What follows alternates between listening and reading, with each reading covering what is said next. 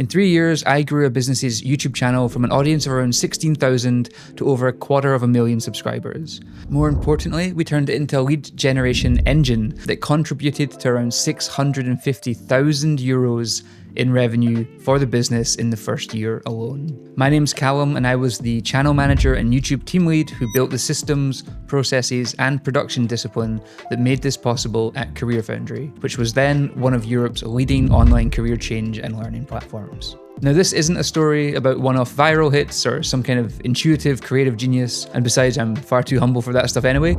This is about building a sustainable content engine through strategic planning, systematic execution, and continuous iteration. Now, there's a lot to unpack with the work that I did at CareerFoundry, and there's many areas that we could dive into really deeply here, but for this video, I'll focus on my first full year, which was 2021, and the systems and processes that we set up within the team to achieve some pretty impressive results, all while building the repeatable systems that would scale the channel to over 250,000 subscribers within the next 2 years. This first year was foundational to the future growth and impact we went on to generate.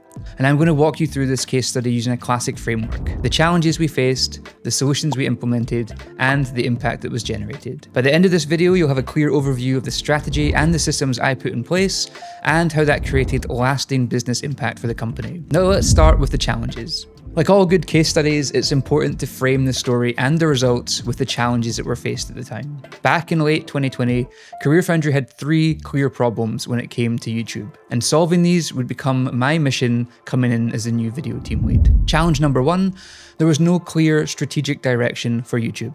Now, the channel already had 16,000 subscribers and a back catalogue of videos, so it was far from a standing start when I joined. But there was no clear strategic direction or integration within the wider marketing strategy. The existing content felt disconnected and a bit siloed from the goals of the wider marketing department. There was no single topic the channel catered to, no apparent value proposition for first-time or returning viewers. The content was scattered, and that lack of focus was killing any potential for sustained growth. Challenge number 2, the lack of platform expertise. The second challenge was around platform expertise. The team had little understanding around optimization for YouTube. There was no quality control around making the platform native feeling videos, and frankly, no one really understood how the algorithm actually worked in practice. Videos weren't packaged correctly, thumbnails were inconsistent, the titles weren't optimized for search or browse, and there was no systematic approach to understanding what was working and what wasn't. Now, the third challenge was the most operational, but equally critical. Videos often took the team 3 to 4 weeks to produce, with no standardized or repeatable workflows. The team could barely hit 1 to 2 uploads a month, and even then, it was pretty inconsistent.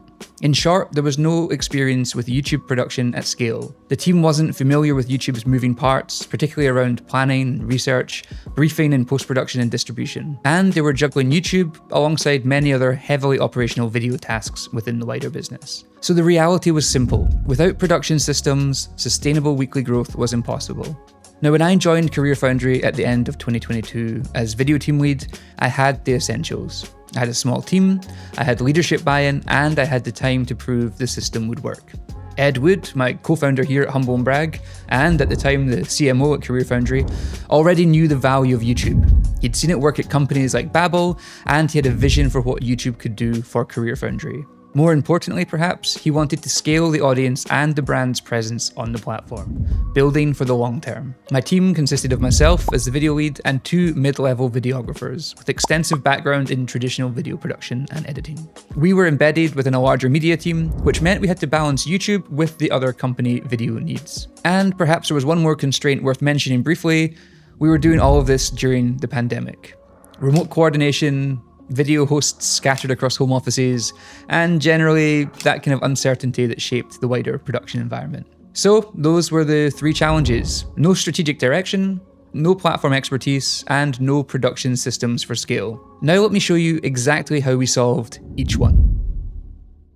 The first thing we did as a team was audit the channel. We looked at what had worked and what hadn't worked, how things had been planned and produced, and importantly, how time was being resourced. Within my first couple of months, the audit revealed the core problem. There was no clear focus on YouTube.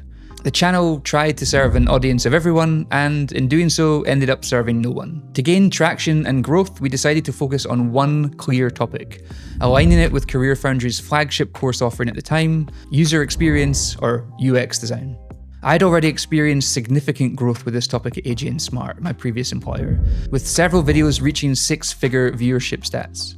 We knew there was a hungry audience for these topics, and when matched with our own marketing funnel, we decided to target that sweet spot of high volume search intent combined with top of funnel awareness and brand building. In short, we'd tap into this UX topic with a range of search friendly and beginner friendly material, explain our content focused on demystifying the profession, the tasks, and the skill sets required. Think broad stroke video titles like, what is a UX designer? What do UX designers do? What skills do UX designers need? And how much do UX designers make? It was real search and answer type material. We would position CareerFoundry's brand and product offerings as both the expert and ultimately the learning solution to these topics. So what did this look like in practice? Well, the team and I spent time on YouTube, documenting ideas, titles, styles, formats, and other creator channels. I used this research to generate our first strategic decision and presented it back to the wider marketing department. We generated a list of titles, optimized for these UX search curiosities in the platform, and started to develop a framework for video briefs. Now, we avoided full scripting, opting instead to provide a framework and talking points to external subject matter experts who would appear in the videos. This strategic approach represented a system that we could apply at scale to the other program areas and topics in the future.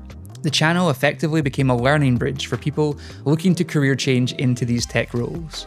From the curiosity of being a novice or a beginner, to taking the action of being able to start learning the fundamentals. So we had the direction, we had the titles, we had the ideas. Now we just needed to build in the quality and the platform-specific expertise to make it all work. The second solution was around building platform expertise and quality control into this process.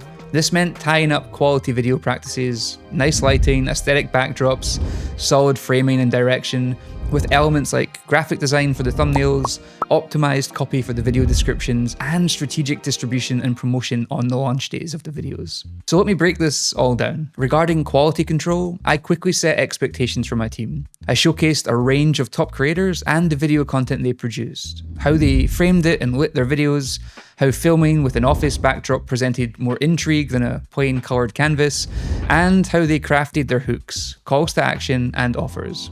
I explained to the team that while we wanted to meet a weekly cadence of video releases, expectations around video and audio quality were also high. Videos should look and sound professional and deliver enough clear-cut value to the audience that they could be viewed as an extension of our own high-ticket course offers.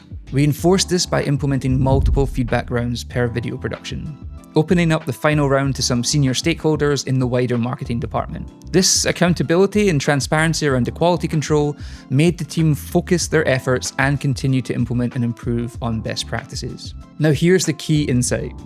We set a lower bar for what perfect looked like, but a higher bar for what done looked like. We wanted quality, but not at the expense of momentum or our weekly release. There was some pushback early on around the production styles and topics. With two videographers from filmmaking backgrounds, they were often obsessed with the lighting, the color grades, and the audio treatment. And this was important, but not at the expense of getting the material out on time, which mattered much more to me and to the company. Another clear area for improvement on the channel was around the titling and thumbnails. We wanted to present CareerFoundry as a respectable brand authority with the sense of an online school or learning platform, while still adopting platform-native best practices around the packaging. We took high-quality photos of our video talent with nice contrast to separate them from the background. We used chunky, clear, highlighted text and the more vivid brand colors available to us for the thumbnails. The whole package seemed a bit more fun, energized, and importantly, a bit more human, while still presenting as respectable and focused on learning. And critically, we also established tracking discipline with the videos. We regularly studied the video performance on both the wider channel and individual videos, manually documenting performance in a monthly tracking spreadsheet. I gave the team accountability for keeping this updated and accurate. Now, this sheet covered fields like impressions, viewership, net subscriber gains, view durations, watch time, and importantly, the month-on-month growth with the audience. Within 4 months of implementing this new strategy, monthly subscriber growth had tripled. By August 2021, we had our first clear signals the system was working. This manual tracking forced the wider team to dive deeper into the analytics of each release and consider what it all meant in relation to our wider goals. It allowed us as a team to showcase our initial successes, but also allowed myself and members of senior management to review the data and make informed decisions around future targets, goals, and the resourcing. Ultimately, this all tied together to not only validate our chosen strategy, but better allocate targets and resources to the channel and the team for the long term. Now, moving on to the third solution here. This was about building production systems that would allow us to grow sustainably. And it all came down to batching. We batched the planning, we batched the filming, and we batched the editing. Now, the team had never really done this themselves before, but it was great working with confident, experienced subject matter experts, like Dee Scarano, who had appeared in dozens of videos prior at AJ and Smart. Being able to film talent like that made the shoots light, fun, and enjoyable for the team without being a chore. It meant that we were able to condense what would previously have taken maybe a full working week into 2 days or so, given the levels of camera familiarity and confidence that we were working with. Before batching, the team would take weeks to plan, research, produce, and edit a video, with wandering timelines, no structure to their weeks or days, and other projects creeping in. I brought in stricter time boxing and allocated resources more accurately, rotating videographers between tasks and leveraging the fact we had a 3-person team. Now, in theory, 1 person could have comfortably handled weekly releases. 3 people should be able to do so easily while still also catering to the wider company's video needs. As a team, we allocated several hours a week to external YouTube tasks and regularly had one-to-ones and team check-ins to discuss any pressure points or stresses. I was careful to protect my team's time from other distractions within the company and ultimately other requests. Importantly, we also factored in natural breakpoints in the release schedule to avoid experiencing creative burnout. The weekly videos were quite a demand for a team that had struggled to produce 1 or 2 videos a month in the past. Clear time boxing in the week and a breakdown of the expected turnaround times were key here. We'd spend a day or 2 filming each month, a day would be spent on the initial rough cut of the edit and the colour and audio treatments, and then several days on motion graphics, supporting annotations, B-roll, and a day for feedback, upload, and release requirements. I'd create the thumbnail and back-end copy within a few hours, and we'd share with our teammates responsible for promoting the video. And that brings me on to one of the most critical systems we built at CareerFoundry, the distribution web.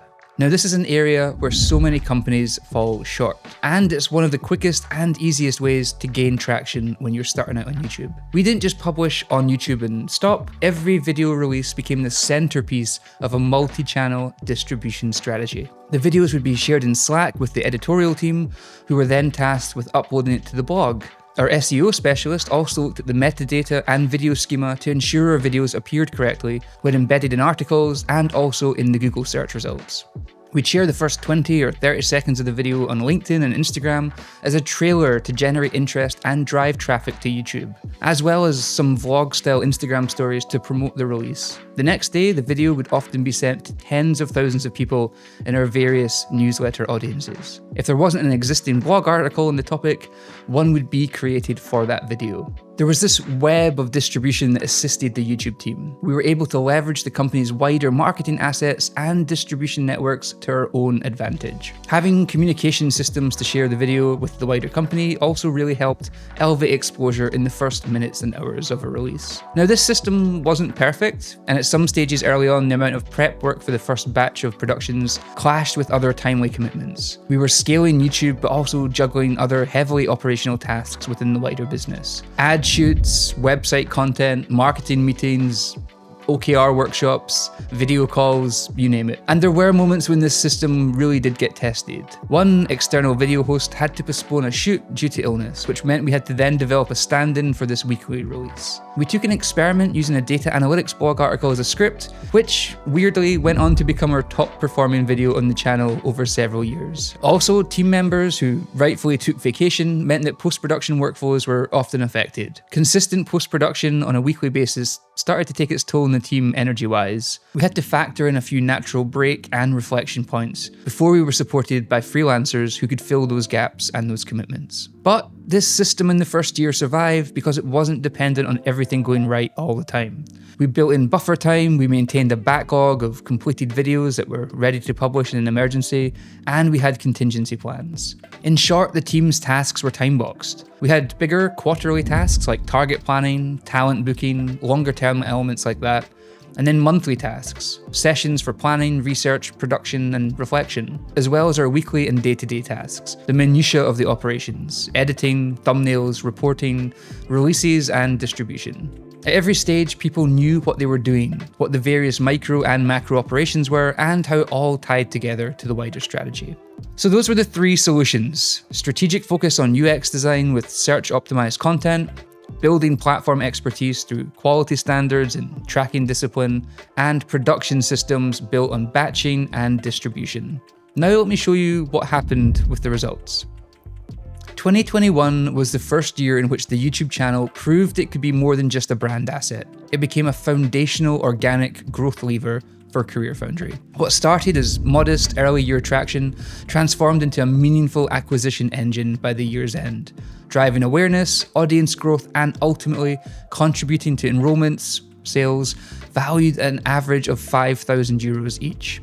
The 2021 year laid the groundwork for the dramatic scale that followed, but let me break it all down for you. The channel began 2021 with a relatively limited reach. In January, it generated 624,000 impressions and 83,000 views, resulting in around 1,200 new subscribers. Now that's not bad by any stretch of the imagination, but the channel was still fairly fallow. While small in scale, this early performance revealed two critical things. First, the content was resonating with the right audience segments. Second, the algorithm recognized above average viewer satisfaction signals. And these signals formed the bedrock for a growth curve that defined the rest of the year. In March, we started our strategic weekly rollout. And through the spring, the channel entered a period of steady acceleration. Views followed this same upward trend, growing from 102,000 in March to 184,000 by September. And subscribers increased in a similar fashion. By May, the channel had added nearly 2,000 subscribers in a single month, showing that the viewers were not only watching, but committing to long-term engagement on the channel. Now, the summer months marked the first plateau at a higher performance tier. Between June and August, impressions held consistent and monthly views remained near 150 to 180,000. This stability indicated that the channel had crossed an important threshold. YouTube was now reliably distributing content to broader but relevant audiences. The viewer to subscriber conversion rate in this period remained strong, consistently delivering 3,000 to 3,500 new subscribers every single month. Now, this is a key indicator of content market fit. An audience discovering the brand, trusting the value you provide, and choosing to stay engaged. However, it was the final quarter of the 2021 year that truly defined our success. From September to December, the channel experienced a second and much more dramatic surge in visibility. Now, this corresponded with the release of a UX trends video that was tapping into that end-of-year curiosity about future predictions and updates in the industry. Now, from my time at AJ and Smart, I knew that these trend-jacking topics and time-sensitive releases often gained a disproportionate amount of browse and search traffic. An end-of-year opinion piece where people could wade in and offer their own thoughts would resonate well. And it did. It was easily our fastest growing video at the time, though short-lived in terms of the lifespan, not being particularly evergreen content. Monthly impressions climbed sharply to 2.37 million in September and to nearly 4.9 million in December, more than doubling in just 4 months. Views increased accordingly, peaking at around 267,000 in December alone. And subscriber growth hit its highest point of the year so far, with 7,500 new subscribers. By the year's end, the channel had delivered 20.3 million impressions, 1.71 million views, and 35,800 new subscribers. In addition to all this, YouTube monetization began in the middle of the year. The channel had already met the monetization criteria when I joined, but it just hadn't been activated. Once up and running, it generated €11,200 in ad revenue through the remainder of 2021. And this was an early proof of concept that the channel could contribute towards its own running costs, beyond sales generations. But here's what really mattered from a commercial perspective.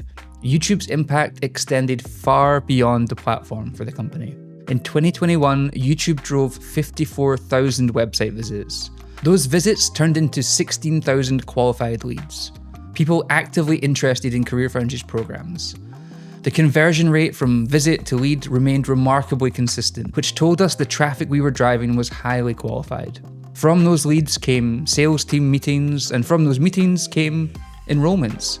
YouTube contributed to 130 enrollments in 2021. At an average of €5,000 per enrollment, that's €650,000 in attributed product revenue. Let me just break that funnel down for you. YouTube drove 54,000 visits, which converted to 16,000 leads, resulting in 130 enrollments, contributing to €650,000 in revenue. Overall, 2021 was the year YouTube emerged as a scalable growth engine, one that drove substantial awareness, built an engaged audience, and contributed meaningfully to revenue for the first time. The foundation that we laid in 2021 made the dramatic scale we experienced in 2022 and 2023 not only possible, but fairly inevitable. By the time I left CareerFoundry at the end of 2023, the channel had reached over 255,000 subscribers, and today, at the time of filming, it sits at around 305,000.